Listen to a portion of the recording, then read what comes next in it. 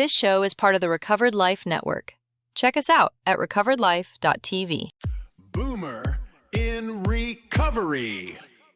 You're listening to Boomer in Recovery, the podcast about mental health and addiction recovery from a boomer's perspective. And here is your host, Cecil.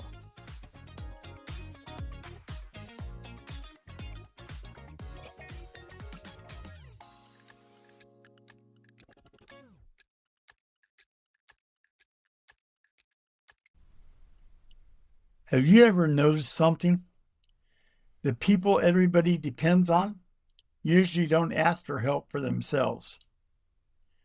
They're the steady ones, the ones people call when life falls apart, the ones who listen, the ones who calm everyone else down, and the ones who always seem to have the right words. Maybe you're that person. Maybe you've spent years being that person. I know I've been there. And if you've spent enough years helping other people, you eventually discover something. Helping others is meaningful, but carry everyone else's pain can become heavy. Today I want to talk to you about something that doesn't get discussed nearly enough. Who's taking care of the person everyone else depends on? Because support people need support too.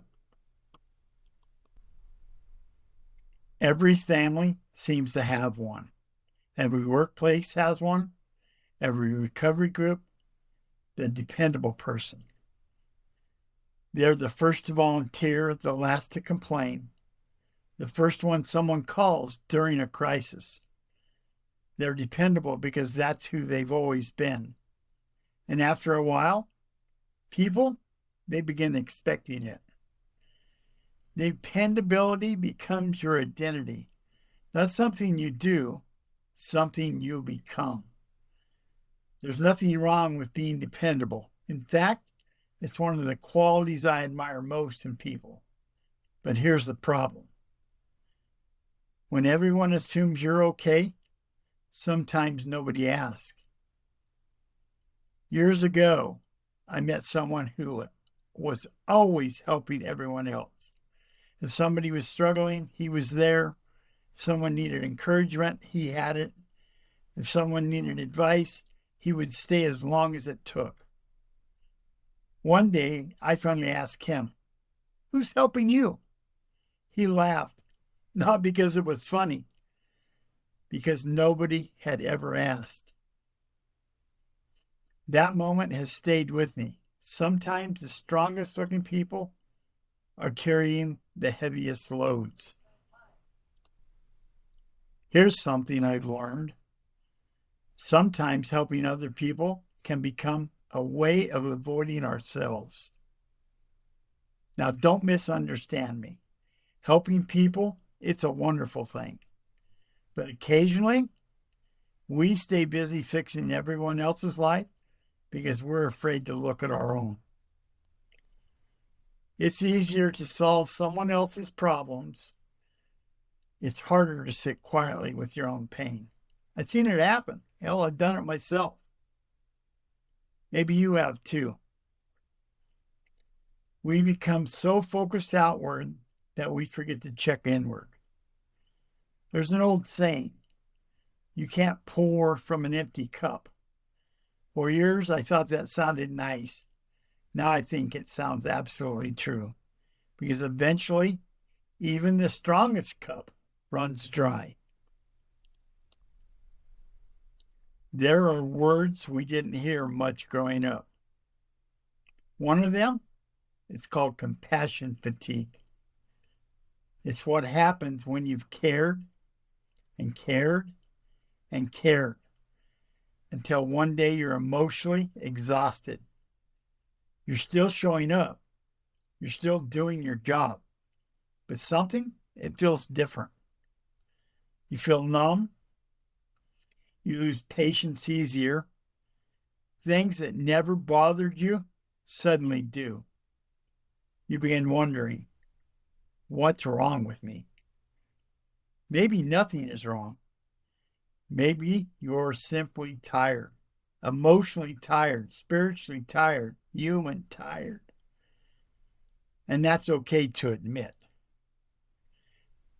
I can remember a period in my own life when I was giving everything I had: family, work, friends, recovery. Everybody needed something. And I wanted to help. But eventually I realized I wasn't resting. I wasn't recharging. I was surviving.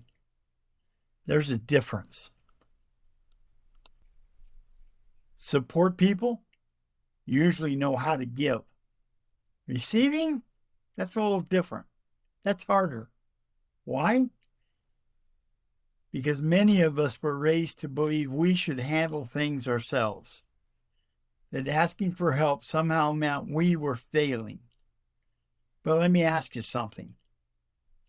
If someone you love needed help, would you want them to ask? Of course you would. Then why do we deny ourselves the same grace? One of the greatest lessons recovery has taught me is that healthy people both give and receive. Relationships aren't one-way streets. They're meant to flow in both directions. Here's another lesson that took me years to learn. Boundaries are not selfish. They're healthy. You cannot say yes to everything. You cannot rescue everyone, and you cannot solve every problem. And honestly, it isn't your job to. Sometimes loving someone means encourage them to stand on their own feet. Sometimes saying no protects both people. That's hard for helpers. We like fixing things, but sometimes growth only happens when people begin solving their own problems. I've learned that boundaries don't push people away. Healthy boundaries actually make healthy relationships possible. So let me ask you something. Who do you call? Who knows when you're struggling? Who notices when you're tired? And who checks on you? If nobody came to mind, maybe that's something to think about. Because nobody was designed to carry a life alone. Not you, not me, not anybody. Find your people. Protect those relationships. Be honest with them. Let them encourage you the same way you've encouraged so many others. If you're the person everybody depends on, thank you. The world needs people like you. Your kindness matters. Your compassion matters. Your willingness to listen matters. But here's what I hope you'll remember after today's conversation. You matter too. Your health matters. Your peace matters. Your recovery matters. Don't wait until you're completely empty before you ask for help. Don't wait until burnout becomes despair. Take care of yourself with the same compassion you've shown everyone else. Because the support person needs support too. Thank you for spending this time with me. If today's episode reminded you of someone who is always taking care of everybody else, share this with them. It just might be the reminder they didn't know they needed. Until next time, take care of yourself, take care of each other, and remember, even the strongest shoulders deserve a chance to rest.